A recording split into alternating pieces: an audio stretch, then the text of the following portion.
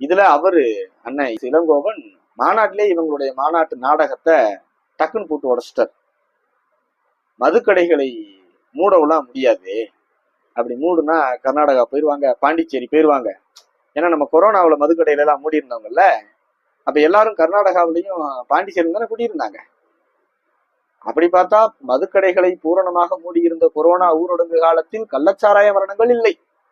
இந்த மாதிரியான போதை வஸ்துக்களால் போதைக்காக அங்க போயிட்டு இங்க போயிட்டு பிரச்சனை ஆயிடுச்சு அப்படிங்கிற செய்திகள்லாம் பெருசா இல்லை. ஆனால் முக்குக்கு டாஸ்மாக திறந்து வச்சு மூக்கு முட்டை குடிக்கணும், முச்சந்தில உன் குடும்பம் நிக்கணும் அப்படின்னு இலக்கு வைத்து விற்கிற இந்த நேரத்துல கள்ளச்சாராய மரணத்துக்கு எல்லாம் இருக்கு. அதே மாதிரி கள்ளச்சாராய மரணங்கள் கள்ளக்குறிச்சியில் ஏற்பட்ட பொழுது திருமாவளவனுடைய நிலைப்பாடு என்ன? அதற்காக இவர் எடுத்த போராட்ட முன்னெடுப்புகள் என்ன? யாரை ஏமாத்துறதுக்கு இந்த கூட்டம் போடுறீங்க திருமாவளவன் அவர்களே?